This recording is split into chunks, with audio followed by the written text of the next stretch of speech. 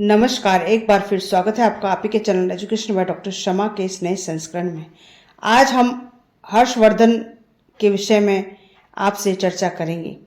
हर्षवर्धन जो थानेश्वर के पुष्यभूति या वर्धन वंश का एक महत्वपूर्ण शासक था। वर्धन वंश के शासक गुप्तों के बाद उत्तर भारत में सबसे विशाल राजवंश की स्थापना करने वाले शासक थे। चीनी यात्री हैंसांग और आर्य मंजूश्री कल्पसूत्र के अनुसार वर्धन वंश के शासक वैश्य जाति के थे। दिल्ली के निकट थानेश्वर जो वर्तमान में हरियाणा में है, वे शिव के उपासक थे। पुष्यभूति ने इस वंश की स्थापना 6ठी शताब्दी में की थी। बाणभट्ट जो कि हर्षवर्धन का राजकवि था, उसके ग्रंथ हर्षचरित्र के अनुसार इस वंश का संस्थापक पुष्यभूति को बताया गया है, लेकिन इस वंश के अभिलेखों और मोहरों में प्रथम शासक नरवर्धन को बताया गया है।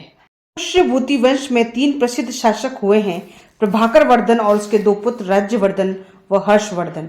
हर्षवर्धन की माता यशोमती ने अपने पति की मृत्यु से न बचने की आशा को देखकर उसके जीवित रहते हुए ही जलकर आत्मदाह कर लिया था।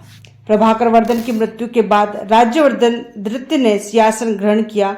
वर्धन द्वितीय की एक बहन थी राजश्री, जिसका विवाह कन्नौज शासक ग्रहवर्मा द्वितीय से हुआ था, जिसकी हत्या मालवा के शासक देवगुप्त ने कर दी।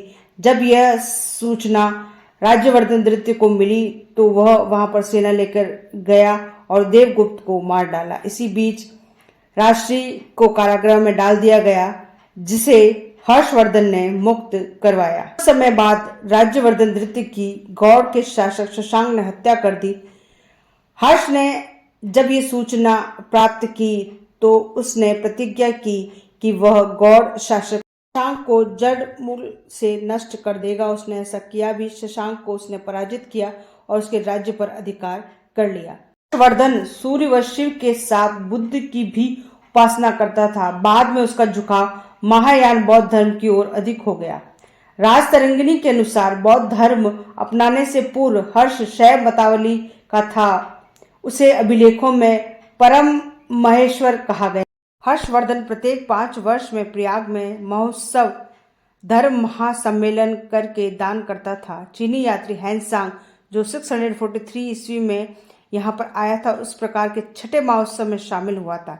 इसमें 18 देशों के राजाओं ने भाग लिया था और यह दिनों तक चला था। इसी प्रकार उसने महायान धर्म की महत्ता स्थापित करने के लिए कन्नौज में एक धर्म सभा का आयोजन 643 ईस्वी में किया था, जो 20 दिनों तक चला था, जिसमें 20 देशों के राजाओं ने भाग लिया था। 21वें दिन उसने एक विशाल जुलूस निकाला, जिसमें बुद्ध की स्वर्ण प्रतिमा सबसे आगे रखी और ब्रह्मा की वेशभूषा में भास्कर वर्मन और की वेशभूषा में हर्ष बुद्ध के अनुचर के रूप में चले थे।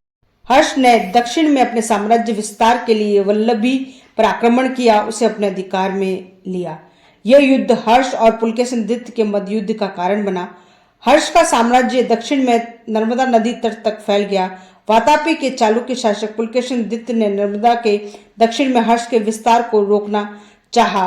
रवि कीर्ति के ऐहोल अभिलेख के अनुसार हर्षवर्धन ने पुलकेशिन द्वितीय से नर्मदा नदी के तट पर युद्ध किया और उसे पराजित किया। हम हर्ष की साहित्यिक उपलब्धियों की बात करें तो हर्षवर्धन स्वयं एक उच्च कोटि का कवि था। उसने संस्कृत में 3 नाटक लिखे, नागानंद, रत्नावली और प्रियदर्शिका।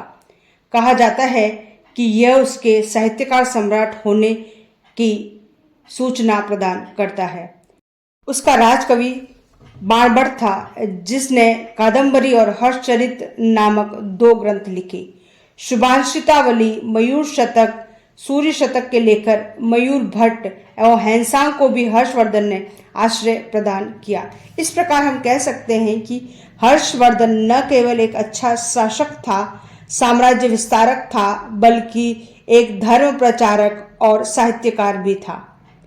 तो आशा है आज का ये छोटा सा वीडियो आपको पसंद आया होगा और हर्ष के विषय में सामान्य जानकारी आपको प्राप्त हुई होगी।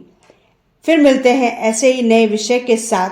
तब तक के लिए अनुमति दीजिए डॉक्टर शमा को। शुक्रिया, धन्यवाद।